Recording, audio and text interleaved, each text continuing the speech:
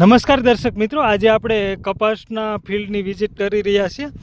કપાસના શરૂઆતના વિકાસ માટે અત્યારે હાલની સ્થિતિએ કપાસનો કેવો છોડનો વિકાસ છે એ જોઈ રહ્યા છીએ અને કપાસના પાકમાં ખાસ કરી અને અત્યારે કયા કયા પ્રકારના રોગ જીવાતો આવી શકે અથવા તો આવ્યા છે અથવા તો શું પ્રોબ્લેમ છે એ આપણે જોવાના છીએ. તો અત્યારે આ છોડમાં આપણે જોઈ શકીએ છીએ કે શરૂઆતના વિકાસમાં કપાસનો જે પાક રહ્યો એમાં નીચેના પાંદડા રહ્યા એ સુકાય છે.